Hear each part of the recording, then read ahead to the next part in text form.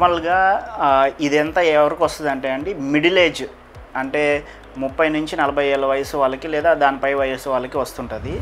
ఇవి ఏంటంటే మనకి వెంట్రుకలు ఉంటాయి కదా, ఆ వెంట్రుకలు అనేది లోపల గుచ్చుకొని అక్కడి నుంచి చీమ్ అనేది ఉత్పత్తి అయ్యి అక్కడి నుంచి చీమ్ అనేది బొడ్డు నుంచి బయటికి రావడం జరుగుతుంటుందండి.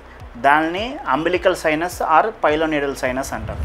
అంటే దానివల్ల అంటే హెయిర్ ఫాలికల్స్ చర్మం లోపలికి గుచ్చుకొని ఆ వ్యర్థం నుంచి ఆ చెమట నుంచి చీము గడ్డలాగా మారి వస్తుంటుంది.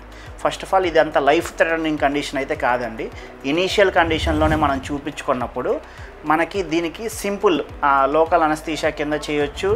కొన్నిసార్లు ఆ డెప్త్ ఆ ట్రాక్ట్ అనేది ఫామ్ అయి ఉంటుంది. ఆ ట్రాక్ట్ అనేది రెక్టస్ షీట్ అంటే మనకి మజిల్ షీట్ దాకా వెళ్ళినప్పుడు అప్పుడు లోకల్ అంటే స్పైనల్ అనస్థీషియా కింద సర్జరీ చేయాల్సి వస్తుంది. ఇదే ఇబ్బంది పైలోనిడల్ సైనస్ అనేది బ్యాక్ సైడ్ కూడా వస్తుందండి, మనకి మలద్వారం దగ్గర కూడా వస్తుంది. సో ఏదైనా మనకి వెంట్రుకలు అనేది లోపల గుచ్చుకొని ఈ ఇన్ఫెక్షన్ అనేది రావడం జరుగుతుంటుంది. ఇది ఎక్కువ హెయిర్ ఉండే వాళ్ళకి వస్తుందండి. Thank you.